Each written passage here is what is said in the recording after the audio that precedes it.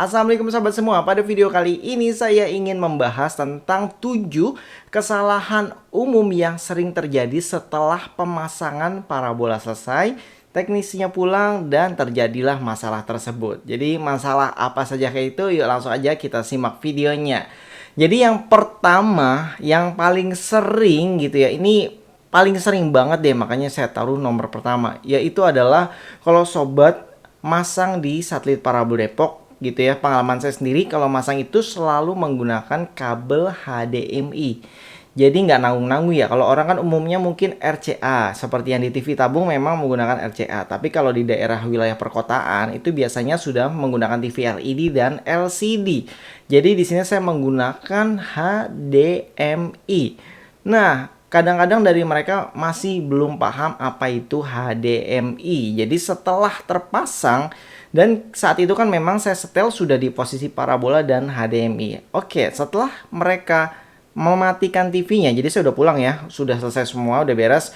Mereka matiin TV dan mungkin ingin dinyalakan kembali entah besoknya atau malam harinya. Itu biasanya mereka laporan sinyalnya hilang. Jadi gambarnya tidak ada siaran atau bahkan siarannya keriekan gitu ya. Jadi seperti TV tabung sebelumnya atau TV yang antena biasa sebelumnya gitu, gambarnya jelek banget. Jadi di sini ternyata banyak sekali masyarakat yang belum paham apa itu HDMI gitu ya. Jadi kalau misalkan parabola yang saya pasang menggunakan HDMI, di saat TV dinyalakan, terkadang TV yang sudah model agak lamaan dikit, di saat TV dinyalain itu akan balik ke antena TV UHF.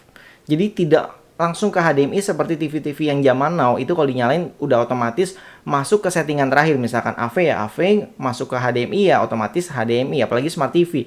Di saat mendeteksi sinyal dari device apapun, dia akan ngasih tahu ke TV-nya, kita tinggal klik OK aja kebuka. Jadi kalau TV yang agak lama dikit biasanya dinyalain itu langsung ke antena TV. Makanya siarannya jadi rusak lagi seperti antena TV. Karena memang sebenarnya itu adalah antena TV. Oke, terus ada juga yang tulisannya no signal. Jadi ternyata HDMI itu kan ada kadang HDMI 1, HDMI 2, terus ada juga AV. Jadi ini yang suka tertukar. Nah, mereka nggak tahu di saat no signal mereka bingung harus diapain. Kadang receivernya tuh belum dinyalain sehingga di layar masih no signal. Jadi harus dinyalain TV-nya dan receivernya supaya muncul siarannya. Nah, yang ketuker biasanya mereka pencet AV, maka akan masuk ke AV. Kalau AV itu yang pakai kabel 3 ya, kayak DVD atau VCD. Kuning, merah, putih. Nah, biasanya mereka tunggu di AV, jadi hasilnya no signal. Jadi harus dicek juga nih HDMI. Kalau TV yang agak murahan, HDMI-nya mungkin cuma 1 atau 2. Tapi kalau TV yang mahal tuh HDMI-nya bisa 4 bahkan lebih. Nah, ini dia. Mereka juga nggak hafal dan kita juga nggak hafal karena udah banyak banget mungkin yang HDMI tercolok di TV tersebut. Jadi HDMI ini kasusnya paling banyak memang sampai saat ini. Terkadang kalau kita sudah ingatkan, kita arahkan pakai remote, misalkan foto remote-nya tekan ini. Di remote-nya pun berbeda-beda. Ada yang tulisannya HDMI, ada yang tulisannya sumber, ada yang tulisannya source, ada yang tulisannya cuma logo kotak garis panah. Jadi setiap remote itu beda-beda. Apalagi yang smart remote-nya langsung jadi kursor, itu agak susah lagi memang kalau yang smart TV. Jadi mencarinya. Nah, biasanya ini terulang sampai 3 kali sampai mereka hafal. Jadi yang pertama itu biasa kita ingatkan via telepon, terus kadang juga kalau deket ya kita datengin, kita ajarin. Nanti dia akan nelpon lagi karena lupa lagi. Jadi belum terbiasa pakai remote barunya itu remote receiver ya. Jadi di saat mereka pencet remote TV, biasanya sih LG kalau nggak salah deh. Di saat dipencet remote TV-nya, itu akan kembali ke antena UHF. Jadi misalkan pencet nomor 5, jadi pindah ke channel nomor 5 UHF. Sedangkan kalau receiver parabola harusnya ganti dengan remote dari decoder atau receiver parabolanya tersebut. Nah, jeleknya TV yang sudah agak lama tersebut, di saat pencet remote dia balik ke antena biasa. Ini dia, makanya dia bingung lagi kok jadi jelek lagi siarannya. Dan biasanya kita ingatkan sekali lagi dan sampai 3 kali. Nah, yang ketiga kali entah biasanya mereka catat atau mereka tandai di remote atau bahkan remote TV-nya diumpetin. Jadi hanya untuk on off-nya saja. Biasanya kalau sudah seperti itu mereka sudah hafal dengan sendirinya. Oke, kita lanjut lagi ke nomor 2 dari kesalahan umum setelah pemasangan parabola, yaitu scan channel. Jadi terkadang sudah kita instalasi gitu ya, saya sebagai teknisi udah rapi channelnya, udah lengkap semua. Mereka penasaran, jadi mungkin seperti antena analog kali ya, kalau misalkan di scan tiba-tiba muncul channel baru lagi, atau di scan berharap dapat satelit lain mungkin ya. Jadi disinilah rasa penasaran untuk scan channel ini yang justru sebenarnya merusak tatanan sistem apa ya, pengurutan channelnya gitu. Jadi kalau misalkan sudah dipasang teknisinya, sudah beres, terus sobat scan, itu otomatis ada beberapa hal yang terjadi. Di beberapa receiver seperti Next Parabola tipe khusus, kalau nggak salah tipe merah, di saat sobat scan, semua channel yang tadinya sudah tersusun rapi, misalkan RCTI nomor 1, MNC nomor 2, Global TV nomor 3, itu contohnya ya, itu akan berantakan. Mungkin nomornya jadi RCTI ada di 100, terus nomor satunya TVRI atau channel daerah, jadi bener-bener berantakan. Itu adalah yang biasa terjadi di Next Parabola, tapi bukan berarti di receiver lain juga tidak terjadi. Bisa saja terjadi. Terus tidak sampai di situ saja. Kalau receiver lain mungkin di saat di scan aman ya, channelnya tidak berubah susunannya atau urutannya, tetapi akan menambah channel baru. Di sini bener-bener nambah channel baru. Tapi channel baru tersebut tidak bisa ditonton. Kenapa? Karena channel tersebut adalah milik provider lain. Sebagai contohnya adalah di Telkom 4 ya, ini parabola jaring paling mudah. Karena di Telkom 4 ada server milik Next Parabola, ada server milik Cavision, ada server milik Nusantara HD. Jadi tidak terjadi di parabola jaring saja. Misalkan di Measa 3 Kuben itu juga ada Cavision, ada Astro, ada Transvision Nusantara. Jadi di saat di scan, bahkan Transvision ini ada 3 ya, Nusantara, Happy, dan Reguler. Kalau misalkan sobat scan, itu otomatis seluruh channel milik provider lain tersebut akan bercampur. Contoh paling mudahnya adalah Transvision Nusantara. Kalau sobat scan, itu otomatis akan muncul channel miliknya Transvision Happy dan Transvision Nusantara SD. Ini berbeda dengan Transvision Nusantara HD. Sehingga yang channelnya tadi 108 menjadi 126 atau lebih, tapi channel sisanya tidak dibuka.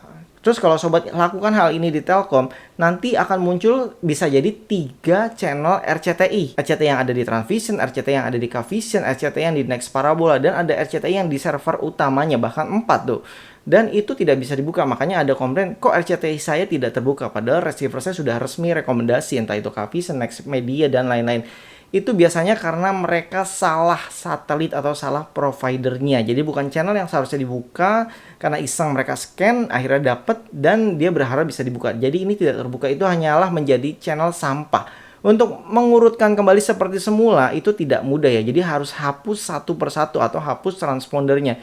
Ini pekerjaan yang tidak mudah, membutuhkan waktu. Jadi bagi sobat yang sudah terlanjur ya, mungkin hapus channelnya siarannya satu persatu ya dengan sabar ya. Cek satu itu nyala atau enggak terus hapus, cek satu lagi nyala apa enggak hapus. Oke, mungkin kita lanjut aja yang nomor 3, yaitu merubah settingan. Biasanya dulu kalau saya instalasi seluruh satelit bawaan receiver, biasa kan database-nya banyak tuh, entah ada 10 satelit atau lebih, jadi nggak cuma satelit Telkom aja, ada Palapa, Cinasat, Asiasat, jadi banyak deh, termasuk Kuben, Ceben.